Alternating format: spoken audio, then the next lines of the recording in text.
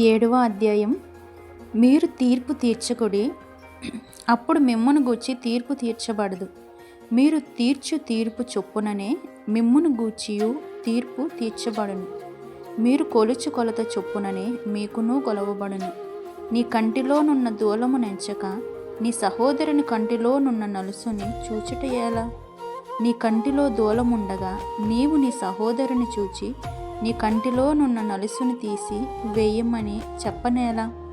వేషధారి, మొదట నీ కంటిలోనున్న దూలమును తీసివేసుకొనుము, అప్పుడు నీ సహోదరుని కంటిలోనున్న నలుసును తీసివేయుటకు నీకు తేటగా కనబడును. పరిశుద్ధమైనది గుక్కలకు పెట్టకుడి. మీ ముత్యములను పందుల ఎదుట వేయకుడి. వేసిన ఎడ్ల అవి ఒకవేళ వాటిని కాళ్ళతో త్రొక్కి మీ మీద పడి మిమ్మును చీల్చివేయును. అడుగుడి మీకు ఇయ్యబడును, వెదకుడి మీకు దొరుకును, తట్టుడి మీకు తీయబడును. అడుగు ప్రతి వాడును పొందును, వెదుకువానికి దొరుకును, తట్టువానికి తీయబడును. మీలో ఏ మనుష్యుడైనను తన కుమారుడు తన్ను రొట్టెను అడిగిన ఎడల వానికి రాతినిచ్చునా? చేపను అడిగిన ఎడల పామునిచ్చునా? మీరు చెడ్డవారయుండి మీ పిల్లలకు మంచి ఈవులనియ్యనెరిగి ఉండగా పరలోకమందున్న మీ తండ్రి తన్ను అడుగువారికి అంతకంటే ఎంతో నిశ్చయముగా మంచి ఈవులనిచ్చును. కావున మనుష్యులు మీకు ఏమి చేయవలనని మీరు కోరుదురో అలాగుననే మీరును వారికి చేయుడి.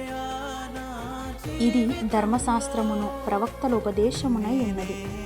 ఇరుకు ద్వారమున ప్రవేశించుడి, నాశనమునకు పోవు ద్వారము వెడల్పును ఆ దారి విశాలమునై ఉన్నది. దాని ద్వారా ప్రవేశించువారు అనేకులు. జీవమునకు పోవు ద్వారము ఇరుకును ఆ దారి సంకుచితమునై ఉన్నది, దాని కనుగొను వారు కొందరే. అబద్ధ ప్రవక్తలను గూర్చి జాగ్రత్త పడుడి. వారు గొర్రె చర్మములు వేసుకొని మీ యొద్దకు వత్తురు, కానీ లోపల వారు క్రూరమైన తోడేళ్ళు. వారి ఫలముల వలన మీరు వారిని తెలుసుకొందురు. ముండ్ల పొదలలో ద్రాక్ష పండ్లనైనను పల్లేరు చెట్లను అంజూరపు పండ్లనైనను కొయ్యుదురా? అలాగుననే ప్రతి మంచి చెట్టు మంచి ఫలములు ఫలించును, పనికి మాలిన చెట్టు కాని ఫలములు ఫలించును. మంచి చెట్టు కాని ఫలములు ఫలింపనేరదు, పనికి మాలిన చెట్టు మంచి ఫలములు ఫలింపనేరదు. మంచి ఫలములు ఫలింపని ప్రతి చెట్టు నరకబడి అగ్నిలో వేయబడును. కాబట్టి మీరు వారి ఫలముల వలన వారిని తెలుసుకొందురు. ప్రభువా ప్రభువా అని నన్ను పిలిచి ప్రతి వాడును పరలోక రాజ్యంలో ప్రవేశింపడు గాని పరలోకమందున్న నా తండ్రి చిత్త ప్రకారం చెయ్యువాడే ప్రవేశించును.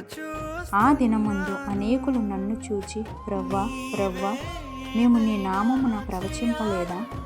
నీ నామమున దెయ్యములను వెళ్ళగొట్టలేదా? నీ నామమున అనేకమైన అద్భుతములు చెయ్యలేదా అని చెప్పుదురు.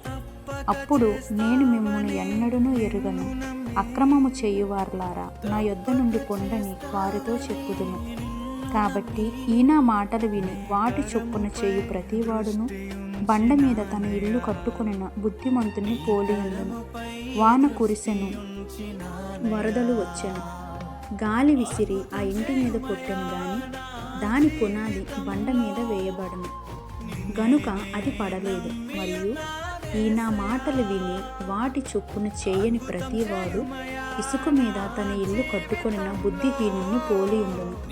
వాన కురిసెను, వరదలు వచ్చెను, గాలి విసిరి ఆ ఇంటి మీద కొట్టెను, అప్పుడది కూలబడెను, దాని పాటు గొప్పదని చెప్పెను. యేసు ఈ మాటలు చెప్పి ముగించినప్పుడు జనసమూహములు ఆయన బోధకు ఆశ్చర్యపడుచుండిరి. ఏలైనగా ఆయన వారి శాస్త్రుల వలె కాక అధికారము గల వాని వలె వారికి బోధించెను.